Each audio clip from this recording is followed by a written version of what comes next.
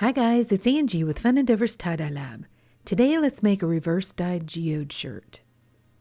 This shirt is a George brand long sleeve men's shirt which I purchased at Walmart. It's 100% cotton and the color of the shirt is kind of a chocolate brown color. I'm finding an area down toward the bottom part of the shirt where I'd like for the center of a geode to be. And I have a little metal clip that I'm going to clip onto that area because I'm going to do a single geode shirt. So I don't want to lose track of where I want that center of my geode to be. I'm going to grab that clip and lift my shirt up off of the table and give it a little bit of a shake. I want it to fall naturally. Then I'm going to slide my hand down toward the bottom of the shirt and take the part of the sleeve that's hanging down by itself, fold it up into the rest of the shirt, and began tying my sinew lines. I'm using sinew because whenever I do the reverse dye process, I'm going to fully submerge this shirt down inside of an out white bright solution. And if I tie this shirt in kite string or rubber bands or something like that, when I submerge this shirt in my color remover, it will pretty much remove all the color from the shirt, which I don't want. I want to still have some of these dark or chocolate brown lines remaining in my shirt. The sinew has a wax coating, and that wax coating is going to protect these areas that I'm wrapping with sinew from having the color removed from that area. As I'm tying my sinew lines, I'm trying to vary the distance between the lines. I don't want them all to be perfect. I want it to look a little bit more natural, like an actual geode. So I'm trying to vary the distance between the lines and not make my lines super tidy. I want to keep my fabric a little bit messy as I'm tying. I'm kind of pulling the fabric, pushing some of it under my lines. I like the unusual shapes that are formed when the shirt's messy when I tie the sinew lines. One reason why I start tying from the bottom of a geode instead of from the center is because I think it is easier to get that more unusual shape to the center. If you start tying the center of your geode first, you have to be really careful not to make it look like a bullseye. It's really easy to make that center a perfect circle, and then of course you're tying the rest of the shirt after that, and your shirt kind of looks more like a bullseye or a burst versus looking like a geode. When I get close to the center of that geode, I'm going to take the fabric, kind of push it inside, really rough it up. I want to make sure it looks very unusual and it's not perfect. Once I'm finished tying this geode, I'm going to place the shirt aside for about 24 hours and let it dry out just a little bit. It's still pretty damp, and I want the out white bright solution to get into the center of this geode so that I have color removed all throughout the shirt. For the color removal process, I'm going to use a product called Out White Bright Laundry Whitener, and I purchased mine at Walmart on the laundry aisle. In my store, it's normally by the bleach, even though it's not a bleach product, so it's not going to have to be neutralized and it's not going to damage my fabric. If you can't find any at your local store, I have a link down below this video in the description for where you can purchase some from Amazon. I'm doing this process outside because the Out White Bright does have a smell and I don't want that inside, and I'm also going to wear my respirator throughout the entire process because I don't want to smell the fumes, nor do I want to inhale any of the powder which you see kind of blowing around in the wind as I'm applying the Out White Bright. I'm going to remove the color from quite a few items all at the same time, so I've placed them down inside of a plastic tub or tote. I'm sprinkling the powder over the top, and then I have 2 pots of boiling hot water going on my stove. I'm taking the first pot of boiling hot water and pouring it over the top, and if you notice, the Out White Bright starts to foam and the color starts to be removed from the items almost immediately. I'd like for my items though to be totally submerged in the Out White Bright solution. So I'm going to pour the second pot of boiling hot water over the top and add just a little bit more Out White Bright. I have so many items down in this container, I'm going to use a pair of metal tongs and move my items around just to make sure they're getting well saturated or soaked in that Out White Bright solution. I'm going to go ahead and speed the video up But I went ahead and left these items down inside of this Out White Bright solution for about 15 minutes before I rinsed them out. I left my items tied the whole entire time too. I am not going to untie them until I'm totally and completely finished with them and I'm rinsing them out for the final time. After 15 minutes, I took my items to my utility sink and I rinsed them in cold water. Then I put them into my washing machine, and you can wash them with whatever water temperature you'd prefer. I think I used either warm or hot, and I used some Dharma's Professional Textile Detergent. I wash my items to get out any of the residue from the Out White Bright and to try to get out the smell. The Professional Textile Detergent really helps pull some of that smell out, and I don't ever have an issue with my items smelling like the Out White Bright after they've been dyed. I do know that's something that some tie-dyers have complained about, but I don't really know their process, whether they're just maybe rinsing their items or whether they're washing them the way I am. Then after they come out of the washing machine, I'm going to go ahead and place my items in a soda ash solution, soak them like normal, and then spin them out of my Panda spin dryer. For this shirt in particular, after it comes out of the Panda spin dryer, I'm going to place it aside and allow it to dry out completely before I begin applying the dye. I feel like I get better color saturation in the center of a thick fold like this if it's totally dry whenever I apply the dye. If you'd like some more information about this topic, I have a blog post out on my website discussing this in more detail. I also have a link to my website down below this video in the description. I've chosen some reds, yellows, browns, kind of earthier tones to go with this shirt. I thought along with the brown lines, it would really make those colors pop. I'm also going to rack dye this geode. So I've placed my shirt on top of a metal rack, which I have over the top of a plastic tub or tote. Then I'm going to make myself an ice barrier using some silicone cake molds. I'm going to attach the cake molds together, wrap them around the shirt, and hold them up close to the shirt by attaching some wooden clothespins to my metal rack. I have a link down below to most of the items I'm using in this video, including the silicone cake molds. Then because my shirt is completely dry, I'm going to lightly spray the top with some soda ash solution that I've placed inside of a spray bottle. That will help the dye to stick to the sections or stick to the top of the shirt a little bit better. So I have amassed quite the dye collection, and I decided that I would use quite a few of those dye colors on this shirt. I know it's a lot of dye colors, and I know some of you may not have this quantity of dye.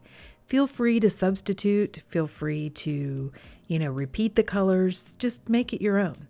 So the colors that I'm going to use are Marigold from Dharma Trading Company, Rust Monster from Happy Cat, Bracken from Dharma, Butterscotch from Pro Chemical and Dye, Oxblood Red from Dharma, Mocha from Pro Chemical, Amber Waves from Dharma, Bronze from Dharma, Pumpkin Spice from Pro Chemical, Desert Storm from Happy Cat, Curry from Pro Chemical, Fireball from Happy Cat, Wet Sands and Terracotta from Dharma, Mustard Yellow from Pro Chemical, Pagoda Red from Dharma, Khaki from Pro Chemical and Dye, and Torchwood from Happy Cat.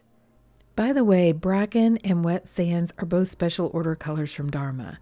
You can still purchase them in large quantities from Dharma, or you can usually get them out on a Facebook group called Tie-Dye Supplies Marketplace.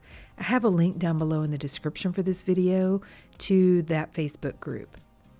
I'm applying the dye to the different sections of the geode, and if they're larger sections, I'm sometimes applying more than one color to that section. That'll kind of give an interesting look to the shirt. Remember, random is not bad when you're talking geodes. Really, the more random you are, the better they look. I mean, it looks more natural. Things in nature don't look absolutely perfect all the time. I'm also adding quite a bit of dye to each one of the sections because through my experience, I have learned the more random you are with things, the harder it is to turn the shirt over and replicate that on the back side. So if I don't add enough dye to the top of this shirt the first time and I need to add more dye, that's going to be pretty tough because I have applied the dye so randomly. So I add plenty of dye the first time, and then I can just keep adding layers of ice to force the dye down through the shirt if I need to. If I was only using maybe 3 or 4 colors, then I could go ahead and flip the shirt over and apply more dye to the back side.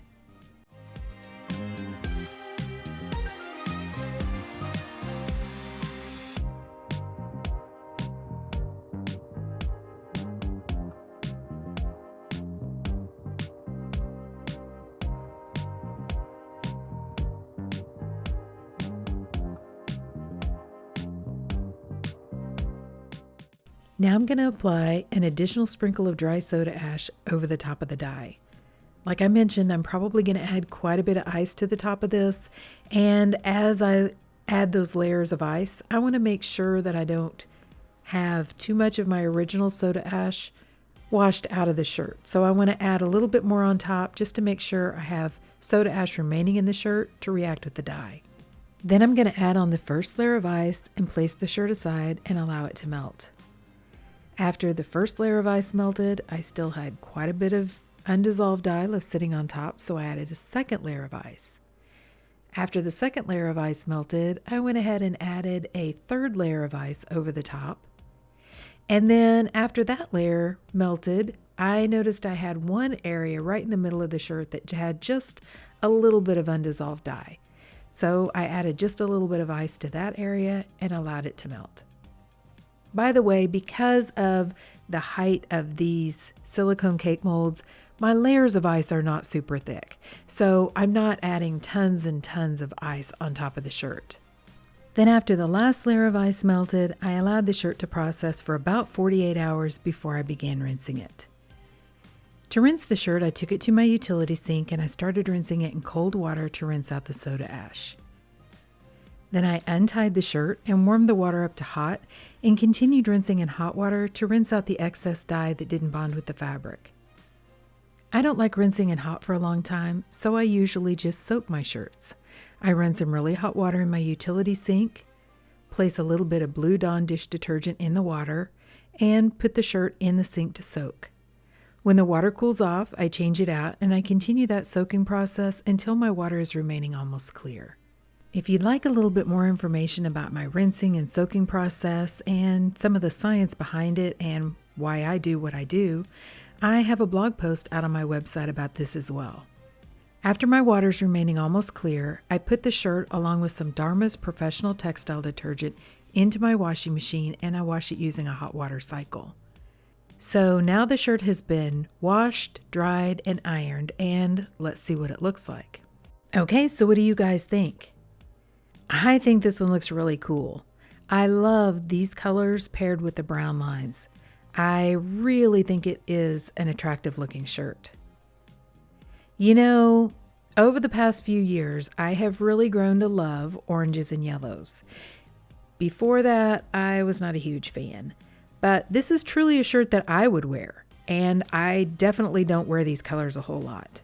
But I think paired with the brown lines, kind of some of the green colors that are color splits in this shirt, the red, I just really love this color combination. I think it's beautiful. Definitely great for fall, cooler, colder weather. I think it looks really pretty. And look at the center of that geode. That is a really unusual, funky shaped center, and I love it. The more I look at it, I think it looks like some sort of an animal with their mouth open. And you kind of have an eyeball above that little bit lighter portion of the geode, but I can't tell what kind of an animal it looks like. Initially, I was thinking maybe a wolf, but I don't know. If you guys have some opinions, drop them down below in the comments. So I did use a lot of colors, and I have a lot of cool color splits. But like I said, don't feel intimidated or like you can't do this shirt if you don't have this many colors. Just pull the colors that you have, repeat them several times. You know, I do that a lot on shirts, and just make it your own. And if you enjoy doing these reverse dyes like I do, you might go to Walmart and check out their George brand long sleeve shirts. They usually have a pretty good variety of colors each year. And I like buying some of the more unusual colors instead of just, the black or the navy shirts and trying those. And truthfully, the brown shirts that I have bought are some of my favorites because I think they look really good with the colors, and that brown is a little bit more unexpected rather than the black. I have a geode that I made last year using a brown shirt and more green shades, and I think that one turned out gorgeous as well. So overall, I love this shirt. Love the color combination, love the design. I think the center of the geode is really cool. The color splits are awesome. But what do you guys think? Please drop me some comments down below and let me know. And if you've enjoyed watching the video, I sure would appreciate it if you would like it and if you'd subscribe to my YouTube channel. If you'll hit the bell, you'll receive a notification whenever I upload a new video. Thank you all for watching, and I hope you have a great day.